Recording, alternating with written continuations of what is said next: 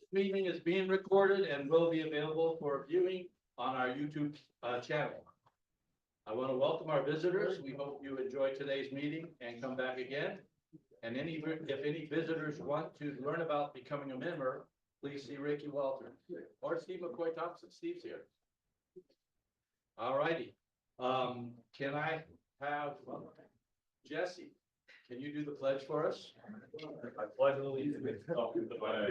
All right, everybody ready? I pledge allegiance to the flag of the United States of America and to the republic for which it stands, one nation, under God, indivisible, with liberty and justice for all. Thank you, Jesse. Just like when you're back in school. Right. Please be seated. I want to thank our greeter today, who was not Mark Dennis. It was Pete McDonald, yes. And our attendance taker, Gary Ingram. Our treasurer was Jeff Williams. And I want to thank Kathy and Dave Clausen for all they do manning the registration table. I want to thank Heidi Murphy for our programs each week. And I want to thank everybody for being here. Oh, Ricky, of course, Ricky for everything he does. At this point, I'd like to ask someone to volunteer to do We Care for us. Julie, thank you. I got it.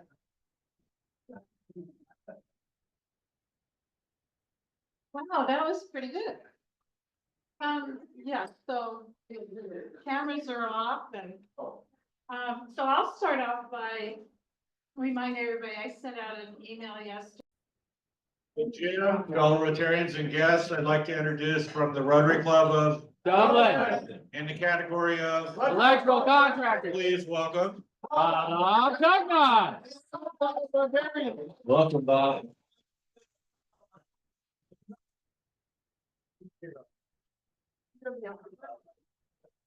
President Jim and fellow Rotarians, I'd like to introduce from the Club of Rotary North.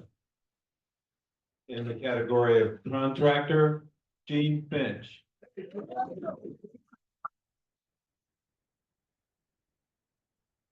Welcome, Gene. No clapping. You broke the rule. All right, and do we have any guests of Rotarians? Good afternoon. So my guest today is my number 4 son, Evan Schwiger. He's a winner and also a number 1. Evan's got to join soon, right, Gary? Welcome, Evan. Hi, I'm very pleased to introduce a future Rotarian member, Mariah. I'm going to say a few words. Thanks for having me again. It was super fun last time, so I'm back. Grateful to be here. Thank you. Welcome, Mariah. At this time, I'd like to ask James White to come forward and do our inspiration. James. And while we're waiting for James, Mariah did app up, so she's applied to be a member. That's wonderful.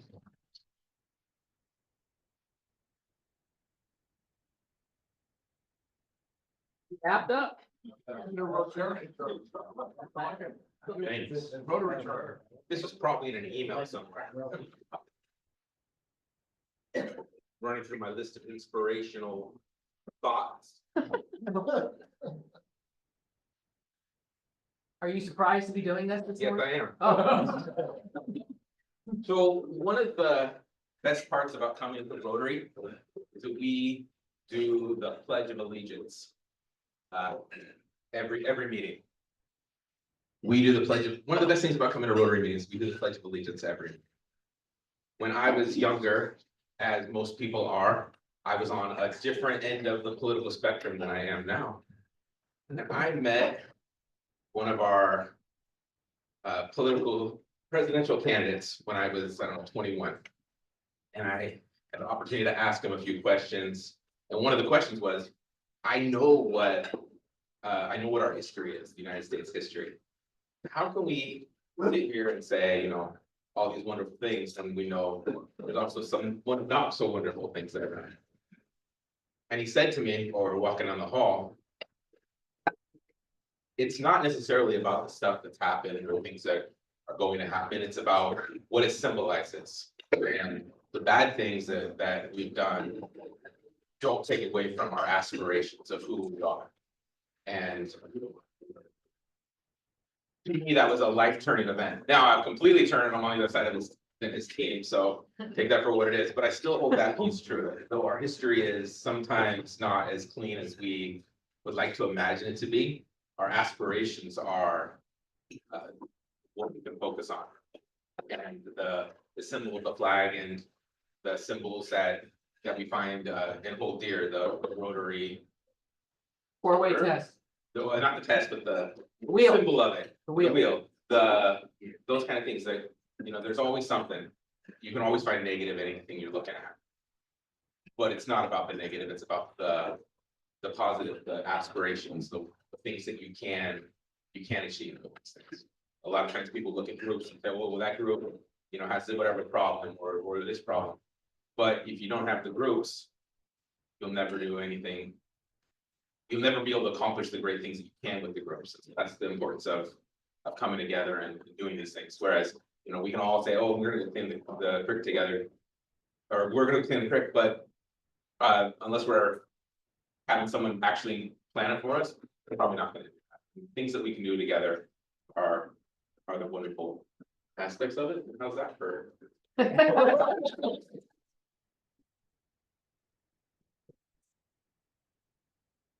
James, I'm very impressed. I guess being an attorney allows you to speak very well off the cuff, and I really appreciate what you said.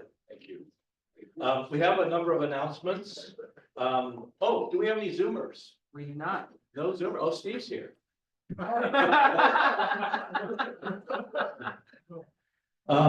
Bill Evans has a presentation and an announcement.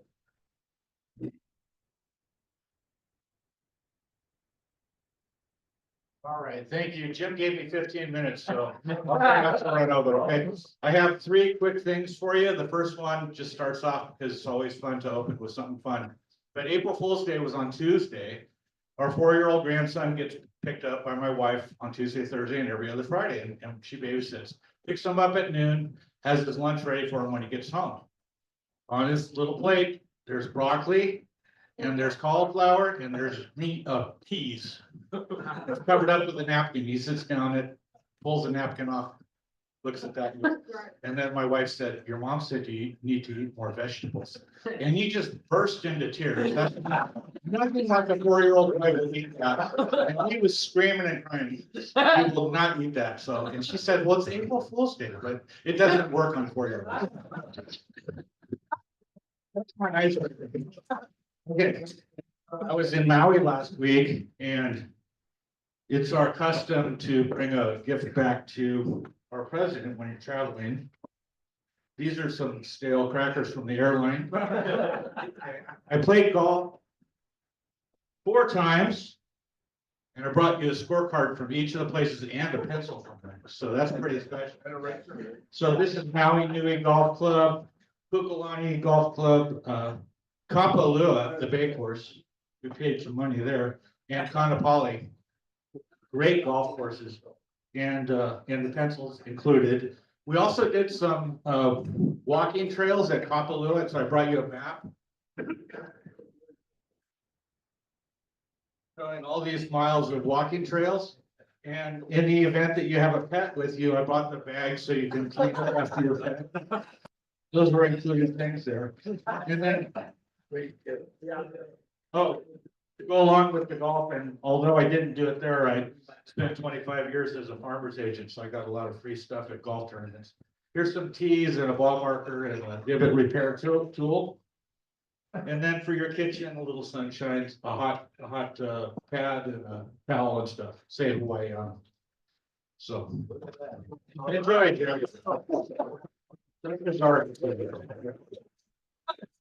Bill, how much did that set you back? $6.99. plus tax. You really went all out. I went all in on that one, okay. So now I'm gonna talk about what I really wanted to talk about. Our poker event. Our poker event is our second largest fundraiser in the club. This is our 10th annual event. We have a very committed committee that knows what they're doing, and we're gonna put on a really fine event on May 2nd. Our goal is to net $30,000 net to our foundation. That's our goal. It's a big goal, because the highest we've been before is around 22. Ricky's got this up on the screen. I'm gonna talk a few things about the event. It is a catered dinner. It includes 2 drinks. It includes your buy-in. We have a professional poker company, Blue Dog Events, that runs the Texas Hold'em tournament. It's quite fun. If you've never done anything like this, you don't have to be a poker player to play, because the dealers will just help you along, and it makes it a lot of fun.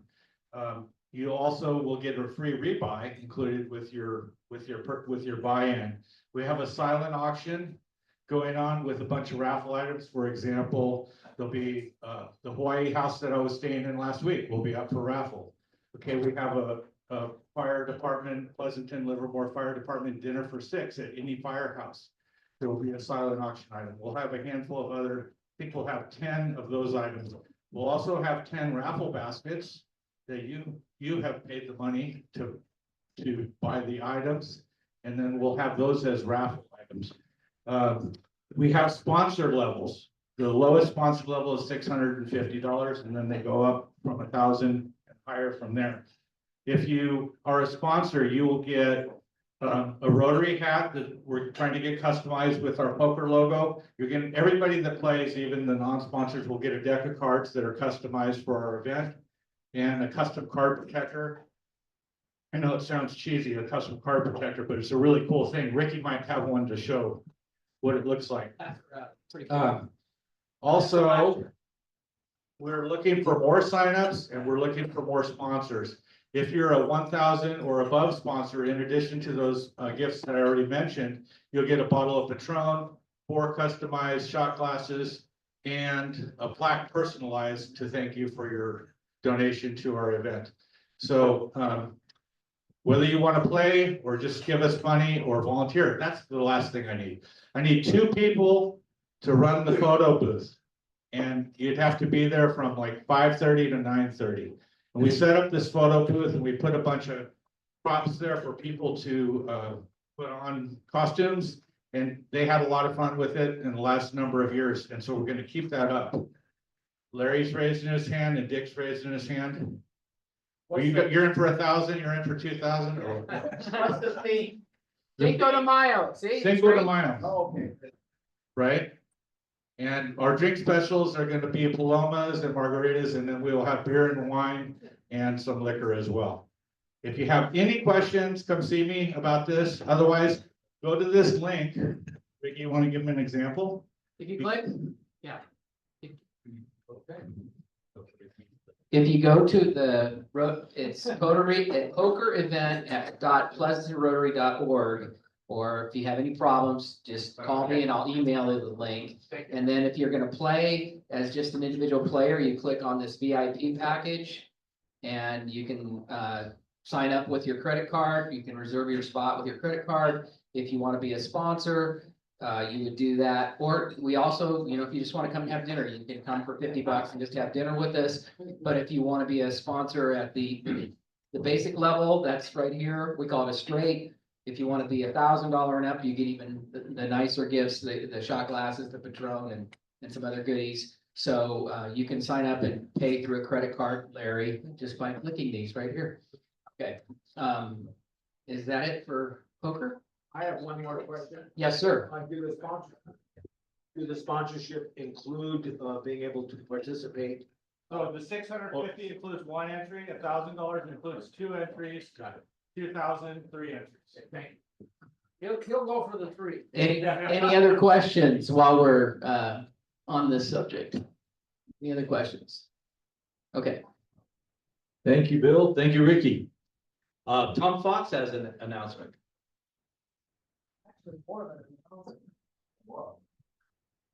I was hoping that he wouldn't spend his whole 15 minutes and I could have that 15 minutes, but I guess not. Okay. 2 weeks ago, I returned from Cebu in the Philippines.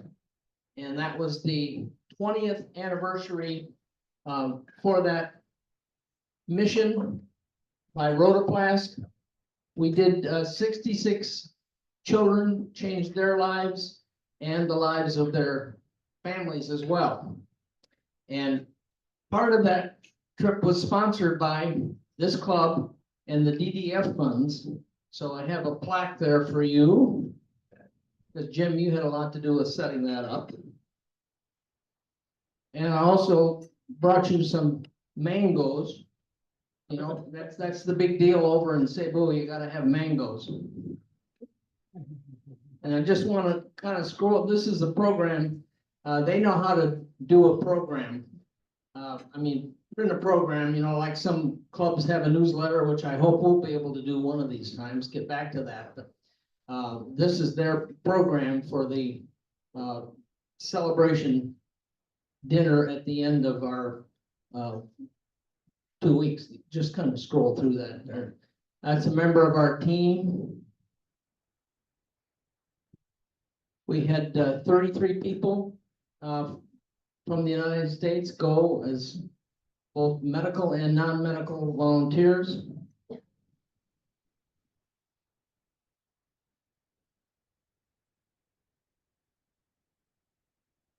They really put on a show at the end to celebrate. The last one. Yeah, back up a bit. Right there. Can't smile without you is the theme of all of their rotoplas, and that's so telling as these children can now smile without that cleft lip, and that's very important, and I really appreciate the chance to go and work on those projects. Thank you.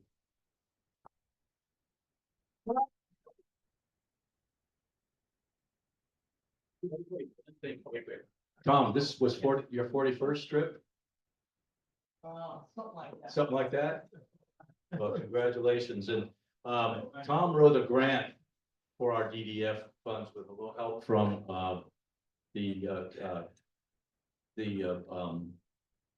you know what I'm trying to say, the person from road class.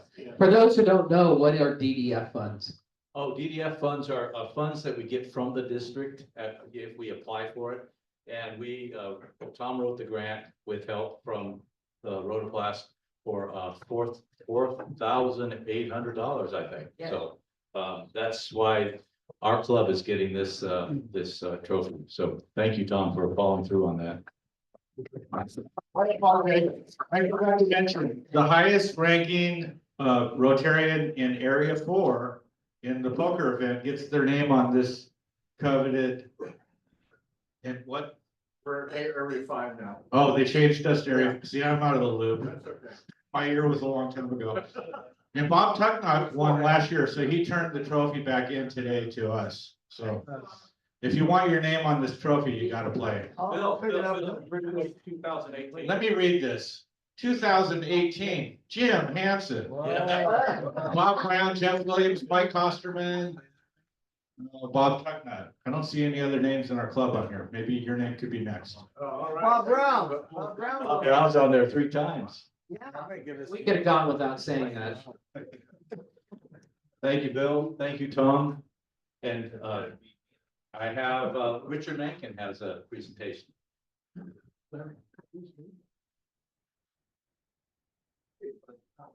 A little behind schedule on this one, but I traveled to Kauai back in February and then to spring training in Phoenix. So I got a couple things for you. And so we'll start with the Kauai. I got you this beautiful hat here, the Hawaiian Islands. So you know, shade that beautiful forehead you've got there. You're out there playing golf. And then I've got you a couple of these special, one of these, what I call a rooster postcard, because if you have been to Kauai, you know there's roosters all over that island. So you send that to your friends and show them the rooster serving. All right. And then, you know, this one, I saw this one on the shelf. I said, that's got to be Bob's wife for sure. Jim's wife for sure. I got you that one. I'll do that. Okay, and then Went out to, I want to get you this, this beautiful wooden postcard here that I thought was pretty good of Kauai too. I think that's a pretty cool keepsake. All right, and then when I was in spring training, I'm thinking, here I am in Arizona, and there's lots of things to buy and see, but you don't want the normal stuff. And being an educator, I'm thinking you really need some cactus pencils for your students that you might still be helping anybody with. So bag of cactus pencils. There you go. And then along with the cactus pencils, you got some cactus taffy to share with those kids. All right, and with that, I just want to say, I really appreciate being in the club here, and this little thing where you give gifts to the president for where you've traveled is a pretty neat little thing. So when I was out there, I'm thinking, I gotta go find something for Jim here. Thank you, Richard.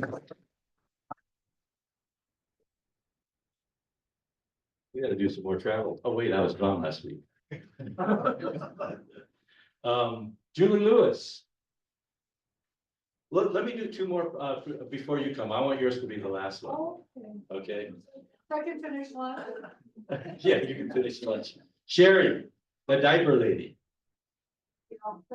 I just wanted to say thank you. Richard and I took the diapers over. So thank you.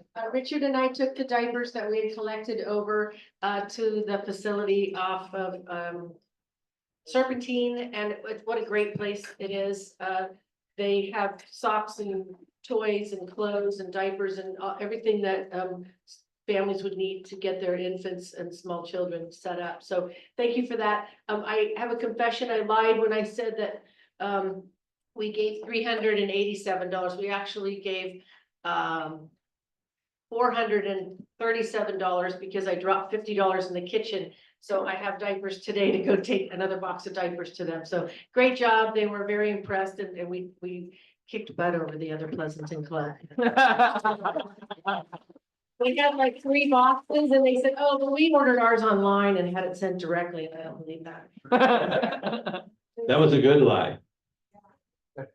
All right, Ricky, you have some announcements. All right, I'm gonna put something on the screen really quick. Actually, who knows what's happening next Wednesday night, April 9th? Our mixer. All right, yes, that is absolutely correct. Pay attention, sensible. Put it on my calendar. And I'm pretty excited about this. This is our first time as a club, and thank you, big, huge round of applause to John Sensiba for co-sponsoring with us as a club. Thank you, John. So next Wednesday night, raise your hand if you're planning to go to that, if you would, please. That's awesome. Okay, I want to ask you, those who are going to attend, and if I can encourage those of you who didn't raise your hand, if you can make it, we sure would love for you to come. I'm going to bring our badges. So as you're attending, people will see that you have your Rotary badge. Put it back in the box after the meeting today, but I'm gonna bring that. And for those who are coming or planning to come, please wear a Rotary pin as well. If you don't have a Rotary pin, see me today before you leave. I'll make sure we get you one, because we want to show people that we're Rotary, okay? So we're gonna do that next Wednesday night. It starts at 5. It's free to all of our members, because we are a club. Our club is a member of the Pleasanton Chamber, and I'm an ambassador with the chamber as well. So we're gonna make this a big event. And in addition, Bill Evans is gonna bring his poker table, and we're gonna set that up to promote our poker event. So all this fits together, right? We're trying to get new members. We're trying to promote our poker event fundraising, and people can learn to play and hopefully get interested. And then come to the poker event as well. So any questions at all about what we're doing next Wednesday night? It's 5 to 7. We usually finish probably more like 6:30, but if you could come around 5 to 6:30, that would be awesome. And you get heavy hors d'oeuvres, 2 drinks on the house or on the chamber. And it's a great time. I go pretty much every month. Any questions? Yes, sir. May not be a bad idea to wear a Rotary shirt as well. Yes, of course. Thank you for that as well. Wear your Rotary, any Rotary gear, Rotary hat, Rotary shirt, your pin, your name badge. We want to show all of our Rotary colors. Absolutely. Great idea. Thank you. Any other questions about that? Sorry? Yes, please. It's at Jim's office, I mean, it's at John's office, so. No, we're excited about hosting. If you've never been to my office, which most of you probably have not. You park in the back of the building, so away from Inglewood Drive, there's a south entrance to the building. So walk up the stairs, we are the only tenant on the second floor. But if you park on the front, you're gonna be wandering around in the desert for a while before you find us. We're CPAs, so April 15th is a day of some significance to us. It hasn't been for a while because I kept pushing it out, but this year it is a day of some significance. So my staff was thrilled that I volunteered for them to get ready for this on April 9th. And we're moving to Bishop Ranch 2 weeks later, so this will be the last hurrah for that space. And for those of you who have businesses or don't have businesses, if you see a piece of furniture you like, and this is not an April Fool's joke, let me know, because none of the furniture is coming with us. We're gonna donate it to schools and recycle it. But if there's something that you like that night, do a little furniture shopping on me. Thank you. Thank you, John. Okay, one last announcement that's on a completely different deal. A lot of you know that Steve Van Dorn and myself were on the board of Sunflower Hill. We have a Tips for Change fundraiser at Sidetrack at Todd's Restaurant. This is April 15th on tax day evening. So after you file your taxes and feel good about that, go have dinner. And I'm one of the servers, so if you come, good chance that I'll be bringing and spilling food and water and stuff all over you. Just kidding, I'm pretty good at that. Don't worry about it. But please come. There's a QR code on here, I think. Yes, there is. So I only have a couple of these. There's one on the table and I have one. If you'd like to come, we'd love to have you support Sunflower Hill. And thank you very much for your time. Thank you, Ricky. Julie. Julie has a presentation. Yes, sir.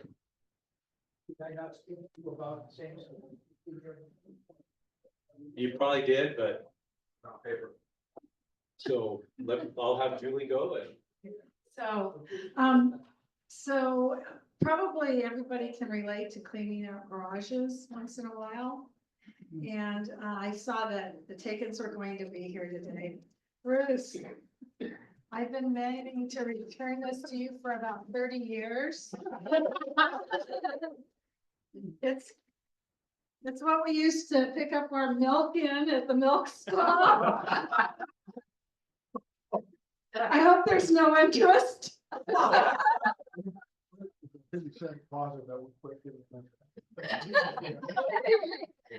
I cleaned it up for you. Enjoy. Where's the bottles? Yeah. Dawn's probably got underneath Dawn's music. Thank you, Julie. Thank you, Julie. Yes. Nope. I got it down there.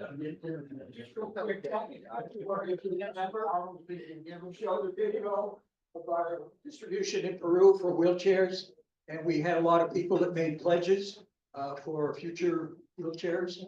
I want to thank all of you that made pledges back then, and I especially want to thank all of you who fulfilled those pledges.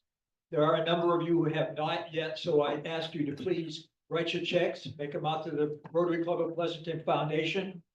In the memo area, put down wheelchair project.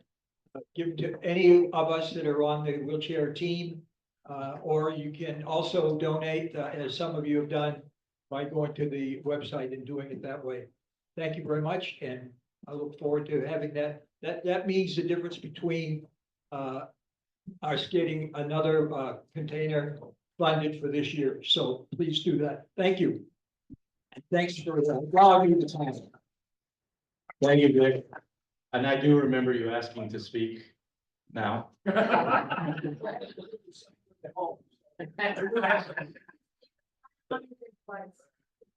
So I'm gonna have Jake come up and introduce our speaker, but I want to say one thing. I was so happy that Bruce wore shorts today. When I first met him, well, no, I'd met him before, but he delivered in the '90s, early '90s, he delivered milk at Wells Middle School when I was principal there, and he was always in shorts. Coldest day of the year, I walk out there, I said, Bruce, aren't you cold? He said, I never wear long pants. All right, well, we have a real treat today to hear about the Meadowlark Dairy. The year before COVID, 2019, Meadowlark Dairy celebrated its 100th year anniversary. So it's quite a story. But your parents coming over from Holland, relocating to the current. Anyway, I'll let you tell the story. So I want to introduce Bruce and Jesse Takins to hear about the Meadowlark Dairy. Bruce, come on up there.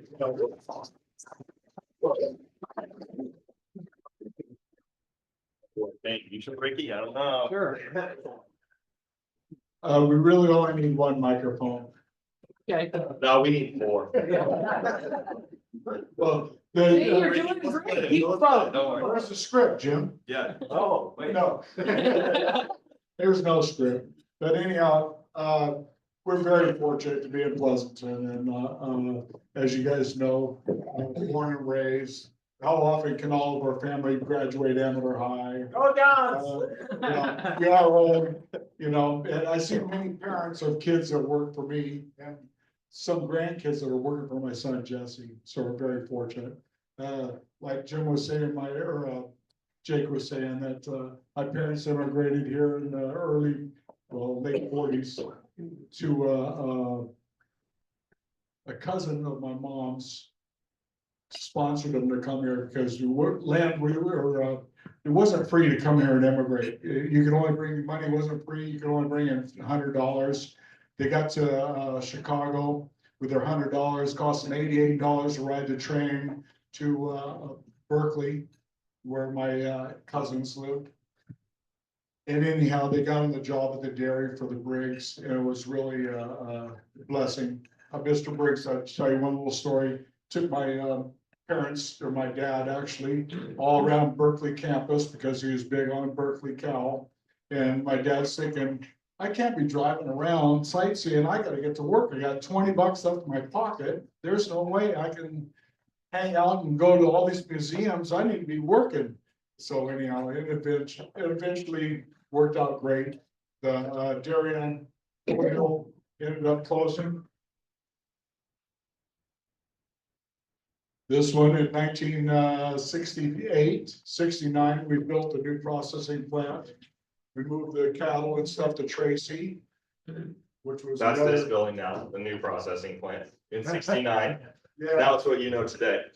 we kept the cows in the attic in case you guys are wondering. Yeah, still there. Still moving. But, Mr. Annis had asked me one time, he says, well, how did you, get into the ice cream business? Well, I was a processor and as Mr. Hanson had told you, I delivered a lot of school milk, all the schools really. Livermore, after Holmer's retired, then I went to work and did Livermore School District. I also did Dublin and Pleasanton.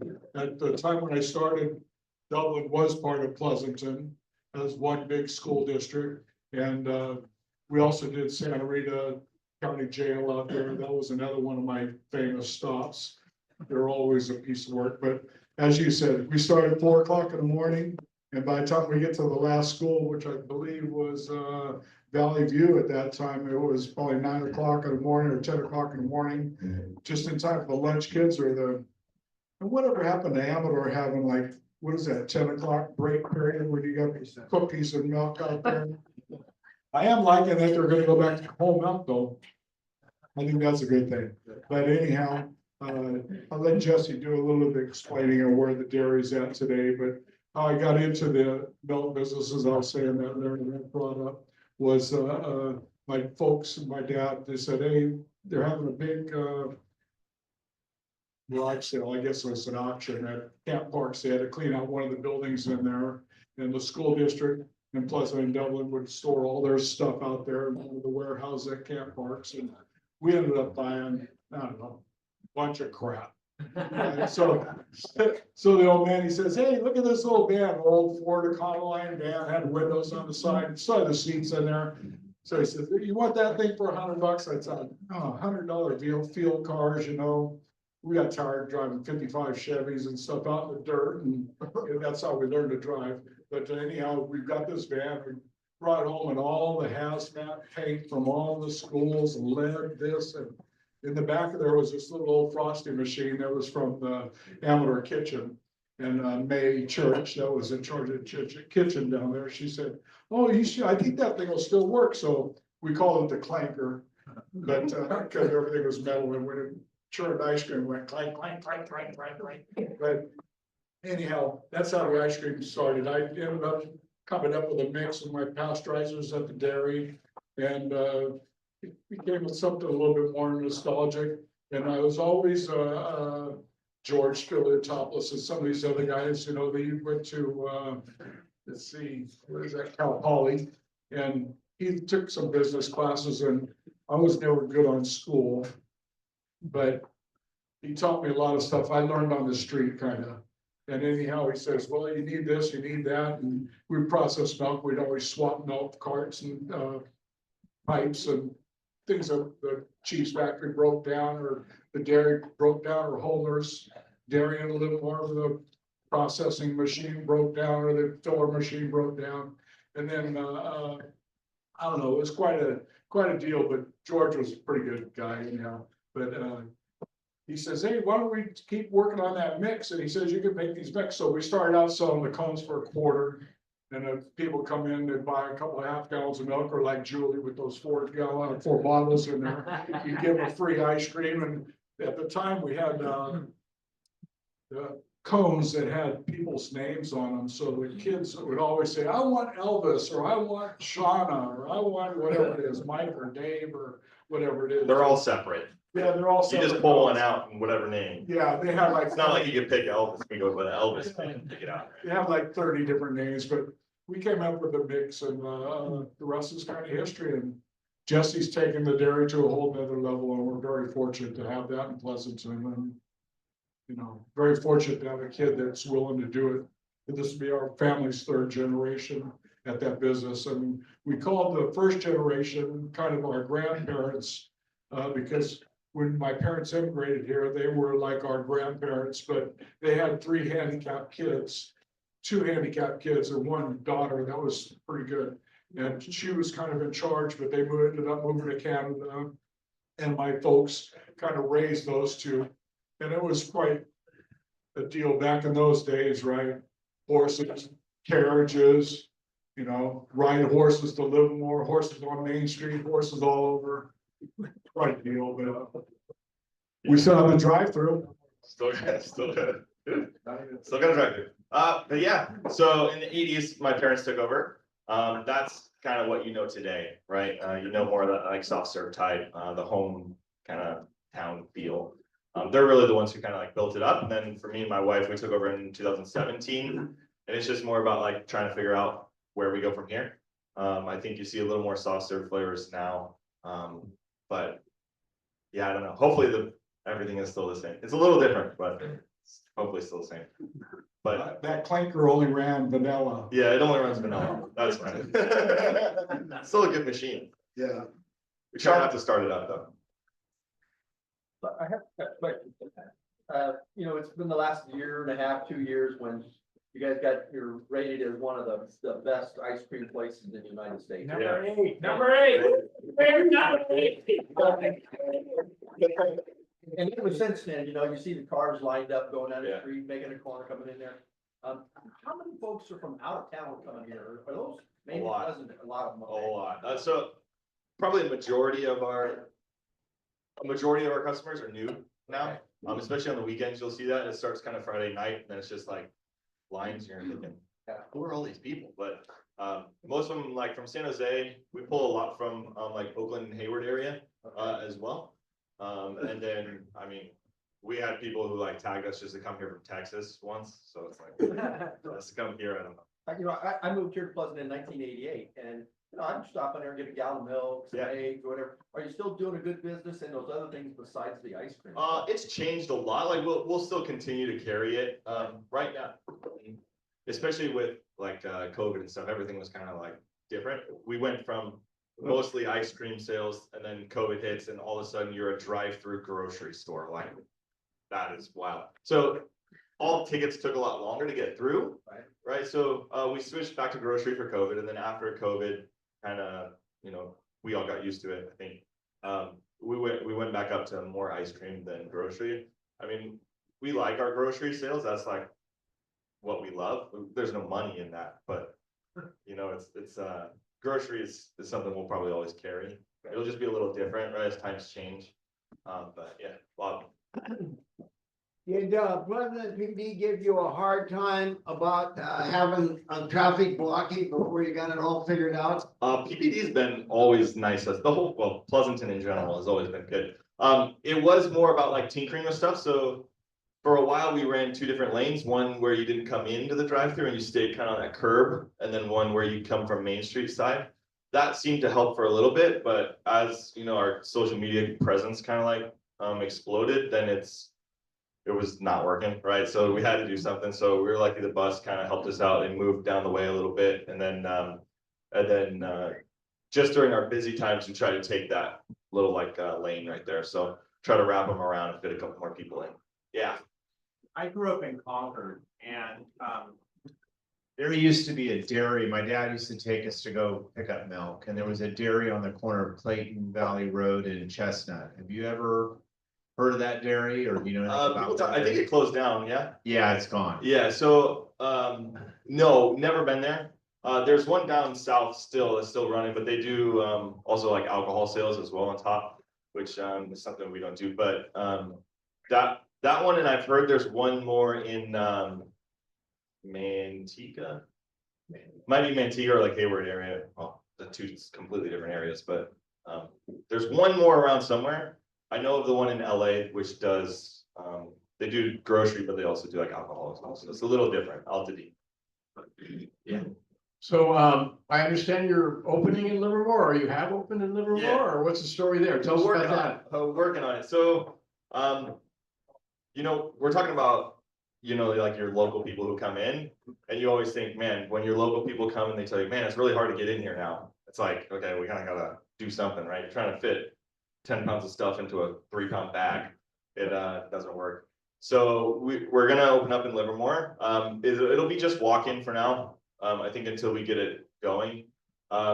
It's hard to bring kind of like our customer base, just like flood an area. So I think we're trying to be a little more careful about it. I think we do want to open it. The city's been really helpful in trying to get us rolling there. But for now, yeah, it will be on 2nd Street.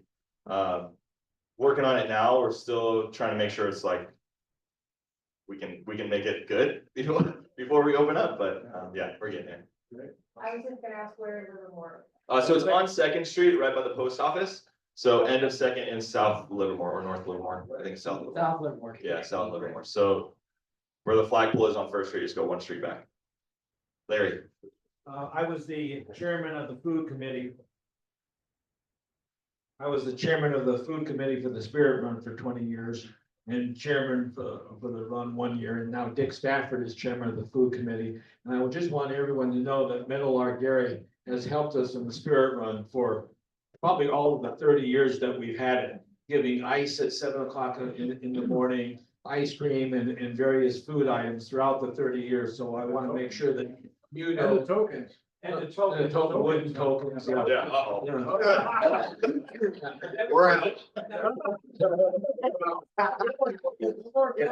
Yeah. So we just want to let you know that we are greatly appreciative of your participation and support in the Spirit Walk. Thank you very much.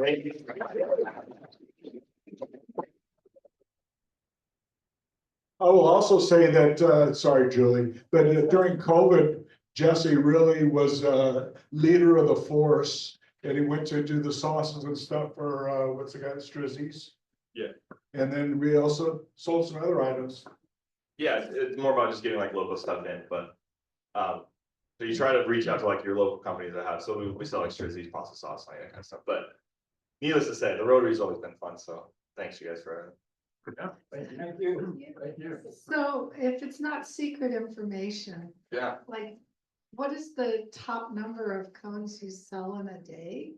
And then I want to also revisit, was I getting it straight that you actually create all the flavors and the substance, you're not outsourcing or getting that from another party? We don't like squish like a watermelon down, but yeah, we do. We do have like a supplier that can get us all that kind of stuff. So we do create the flavor in the fact that we mix flavors to create something maybe a little different, right?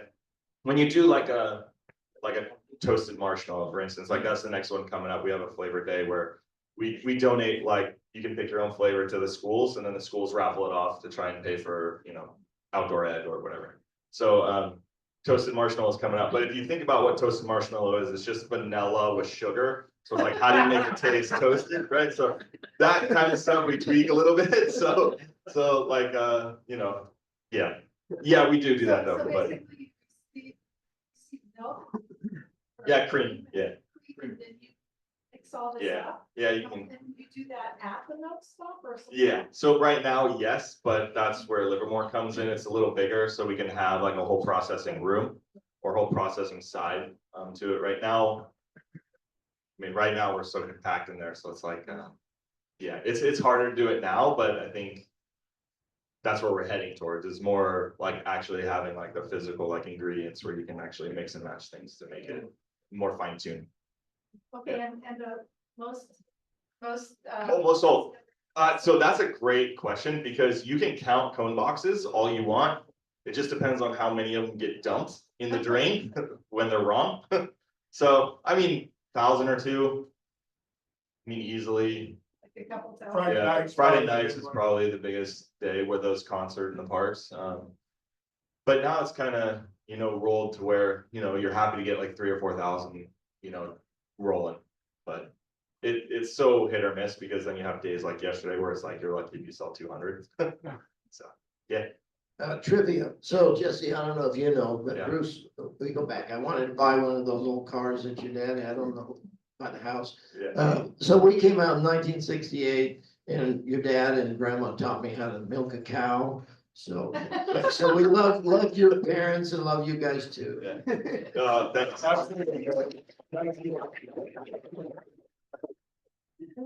One, obviously, everybody loves your ice cream. Yeah. One of the things that I particularly appreciate is all the young people that you guys have working for you. I think it adds a lot of vibrancy to downtown. What's your approach? I know what's your approach to working with such a large group of young people? Yeah, it's funny because when you interview them, you don't really have any questions. We were just talking about this kind of, but you don't really have any questions that you ask because they're so young. They've never worked with anybody before. So it's more just about like, what's your hobbies? Like, what do you like to do? We do try to find like interested, like kids who have a certain interest. So right now we have a guy named Adam who is really into like chemistry, like food chemistry. So he likes to mix like flavors together. So he'll be back there and he'll kind of tinker with flavors. We have kids who are really interested in like HR positions, right? They want to learn how to like manage people and make sure contracts are written and that kind of stuff. So we have kids that we do that with. How do we do it? It's a lot of trial and error. I think you give everybody a chance just because they're so young, right? You want to see them succeed. You want to help them a little bit if you can. Yeah. Does that answer your question? Cool. It's fun. Is that where you have to dump a few of those cones, depending on the quality of the work you Yes. get from those youngins? Definitely. So it takes probably 3 weeks to kind of get it close. And then if there's any like temperature variation, so like if the ice cream's coming out slow, or we're using the old machine that really doesn't freeze hard like all the way, and then they fall down. But yeah, yeah, the kids are great. They learn so quick. It's crazy. Just a reminder, being your workers' compensation insurance. Yes. Just wanted to remind you to train your kids to walk, don't run, Yes. as they're going out to the cars, okay? Yeah, I won't tell you what happened last week, but yeah, no worries. I was gonna say your loss ratio is very low, but maybe not. Yeah, it could be way higher. Nick doesn't keep tripping over the curb. I just want to say, I just want to say how impressed I've been just observing from the outside, just watching how the growth has happened and how you seem to have managed it extremely well. So kudos for that. Thanks. Yeah. And along that line, so at one point in time, the line started getting longer, and all of a sudden they had iPads in their hands, and the line just, my wife wanted to walk up and get in line, and I'm like, oh, we'll be here all night. And we just zipped right through. Yeah. So talk to me a little about that, if you will, the iPads and how that came about, and how do you do that? It's a love-hate relationship with the iPads. I don't like the way they look, but they do work for a specific reason. It's called line busting. It's something that you see a lot with like bigger restaurants. It was something that actually the city kind of approached us with and was like, hey, what do we need to do to move it along a little faster? And so, we talked to our old POS guy, his is Will, and he was like, hey, there's this new thing called line busting. You have like a tablet out there. We didn't like it, so we delayed for probably like 7 years. And we just kept saying, oh, we can't do it, we can't do it. And then, then we ended up doing it. It works really well, 95% of the time, I'd say. We can get more customers through per hour. It does work. I mean, now we see roughly like, 70,000 cars like a month, right? When it comes through summertime. So we do see a lot of people, and in each car, there's more than one person 90% of the time. I think when you do look at it, it looks like our line is super long, but in reality, each car is like 28 feet long. So you think about that, it's like there's 15 cars in the lane and it looks like it's a nightmare, but realistically, there's 30 cones, right? So, yeah. Just to interject, I was totally against the internet. I like the Anchor cash register. You push the buttons in there. We might add a little more theft, but that's where that cattle prod comes in. You sell batteries and you shock them a little bit, they start listening up a little bit. So, okay, I'm not gonna get it all that, but Jesse did have like the child labor commission come down. Labor board loves me. I have all my paperwork straight now. Bob, yeah. What is your most popular mix? Is it the chocolate vanilla? Yep. Cause that's what I get every time. Yeah. Yeah.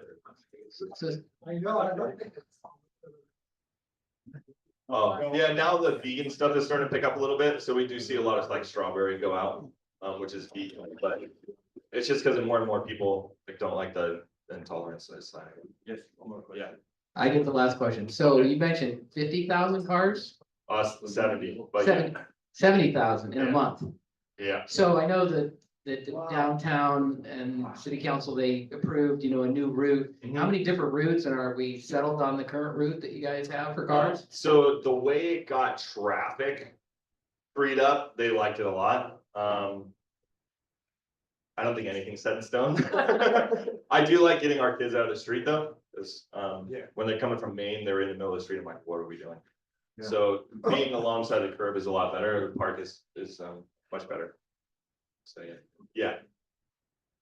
Thank you. I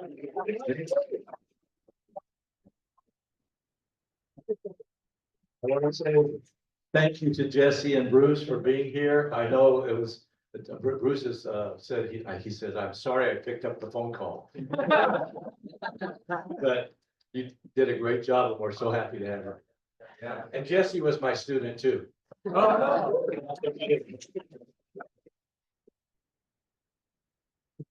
We have an opportunity drawing. Got 68. 68, this is for $40.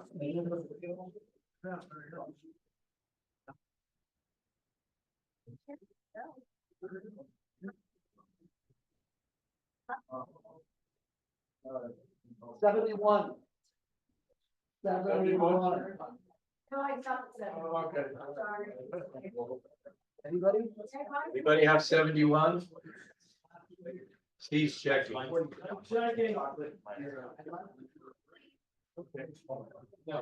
No. Those 71. Yeah. Take another one. You're back. Yeah. 54. 54. 54.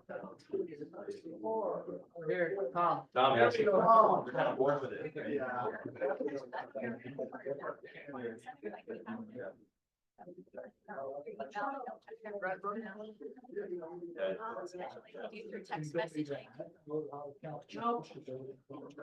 right, thank you. And Jake, thank you for getting our speakers today. Thank you, Heidi, for facilitating that. Nice job, and this meeting is adjourned.